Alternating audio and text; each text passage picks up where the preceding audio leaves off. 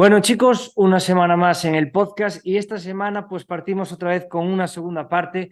Nos quedamos en una primera parte muy interesante, hablando con unos, para mí, de los personajes que me han metido en el mundo del boxeo y me han vuelto apasionado de este deporte. Y vamos a seguir contando su historia, que aún nos queda mucho de qué hablar. Así que, ¿cómo estás, Chano? Bien, Sí, bueno. preparado. Bueno, a ver, ya no te voy a decir que te presentes porque te presentaste la anterior vez, así que vamos a hablar un poquito de cómo nos quedó las cosas. Habíamos hablado de Dinky hace un año ya, y ahora me encantaría hablar y empezar con Juan Zapata. Así que vamos a contar un poquito la historia de cómo llega, todo el proceso que ha tenido contigo y eso. Pues una persona que tiene muchísimo mérito porque empezó en el boxeo a practicarlo solo, con 25 años, lo cual es demasiado tarde, y posiblemente la mayoría de los entrenadores, como solo quieren tener campeones del mundo y estas cosas, pues desprecian a lo mejor a gente que tiene esta edad, ¿no? Él empezó entrenando con muchas ganas. Recuerdo que a las 3 semanas me dijo, oye, si quieres contar conmigo para una pelea o cualquier cosa, yo estoy dispuesto, ¿no? Y me hizo mucha gracia aquella frase, pero luego el YouTube tiempo demostró y que era una también persona el Twitch. que era muy Sígueme en apasionada todas de mis este redes deporte y que quería sociales. competir para probar, para ver cómo iba, ¿no? Y acabó haciendo una dilatada carrera amateur, yo creo que cerca de 100 peleas. Y luego, pues con 30 años, fíjate tú, cumplió su deseo, ¿no? O su sueño de ser boxeador profesional.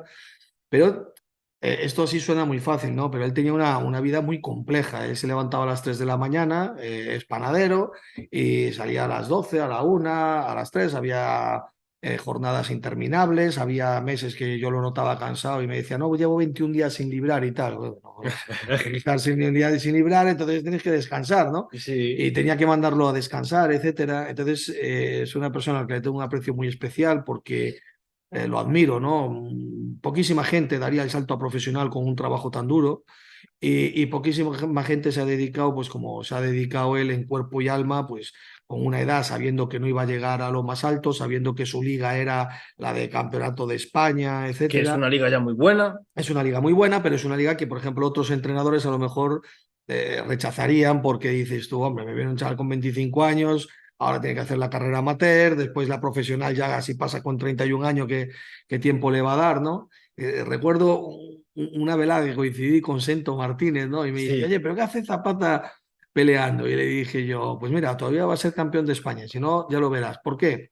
Porque hay gente que en el boxeo se está jugando siempre al todo o nada, ¿no? Y yo creo que también hay una liga, una liga como si fuera la segunda división de fútbol, o incluso una tercera, ¿no? Donde tienes que tener los objetivos marcados, ¿no? Entonces, Zapata estaba jugando en esa liga. Precisamente sus últimos combates fueron los mejores. También fue un chaval que peleó mucho fuera, eso le condicionó el récord. Yo podría recordar la típica frase, me quitaron la pelea y tal, por lo menos de 5 de las derrotas que le metieron. Y Pero siempre entonces, orgulloso del trabajo que claro, realizaba. porque cuando tú estás jugando esa liga, tú cuando vas fuera ya sabes a dónde vas, ¿no? De hecho, Claro. él debutó con Garin Elozawi, que luego fue campeón de Europa, Garin Elozawi. Y nosotros había habido un problema con los aviones y nos íbamos vendando en el taxi. O sea, fue llegar y entrar en la pelea. Y tengo muchas anécdotas con él muy buenas, ¿no? Intentó luego el título de España, perdiendo con Rasilla, pero muy honradamente, lo disputó 2 veces. Y luego cuando todo el mundo ya se pensaba que estaba en el ocaso de su carrera, yo al contrario pensaba que estaba en lo mejor. ¿Por qué? Porque con 38 años, sin haber sido muy golpeado y adquiriendo la experiencia oportuna, pues resulta que contra todo pronóstico y en una encerrona muy grande, algún día explicaré por qué, no es un detalle que quiero entrar ahora, pues quedó campeón latino, el primero y el único hasta el momento que ha tenido Galicia en su historia. Y quitándole el invicto, creo que tenía una derrota para el fuego, no me acuerdo, bueno, pues al púgil local, ganándole con autoridad, ganándole antes del límite, con un médico que estaba haciendo todo lo posible para, para que no se parara esa pelea, con lo cual es un hándicap, y eso sí que quiero decirlo muy claro, aquel médico actuó muy mal, pudo ocasionar una lesión muy grande en el ojo de Pablo Fuego. Unos federativos en aquel momento que no decían las puntuaciones en el cuarto asalto como manda la WBC, y una auténtica encerrona que al final, pues como dice el refrán, se tuvieron que comer sus palabras, tuvieron que levantarle el brazo a Juan Zapata, que ese mismo día le pedí yo que se retirase, cosa que tampoco hacen muchos entrenadores, ¿no? ¿Y por qué? Porque a veces es mejor irse dignamente que no arrastrándose, ¿no? Ya. Entonces a mí es lo que puedo decir de Zapata, una gran persona. Y de todas las peleas, porque al final habéis tenido muchísimas, ¿cuáles son con las que te quedarías? Lógicamente la de la retirada, Hombre, entiendo que me también, quedo con pero la retirada, me quedo con la primera vez que disputó el Nacional con Rasilla, que no pensaron que fuera a aguantar y dio mucha caña. Y fue una pelea que, aunque la ganó Rasilla, estuvo bastante igualada, ¿no? No fue una pelea de 10 puntos de diferencia. Y sobre todo me quedo con la de Finlandia, porque con Eddie Statley, que disputó el título del mundo, peleó con Teófimo, fue varias veces campeón de Europa y Zapata le dio un repaso del 15, ¿no? Y además con un hándicap muy importante, yo pensé que no podíamos ir a la pelea porque el 24 horas antes enterró a su padre, acababa de morir y fue como un regalo que le hizo. A mí me llamó y me dijo, mira, lo que ha pasado ya tenía que haber pasado y yo no voy a dejarte tirado a ti, ni al promotor, ni a nadie, yo estoy preparado, esto podía haber pasado cualquier otro día, incluso estando de viaje y yo quiero ir a la pelea. Y fue a la pelea y le dio una paliza enorme. Incluso estaba conmigo un argentino de mucho prestigio, el entrenador de Pepe Balbi, y me dijo, esta no te la quitan ni en Argentina. Y no la quitaron. Nos dieron un punto perdedor, los tres jueces y la de siempre. Cuando pasa el meridiano, como pasó el otro día con Olmo, cuatro asaltos se lo dan al otro y ya tienen garantizada la pelea. Y luego, como le pasaste por encima, pues te dan los dos últimos y pierdes de un punto, ¿no?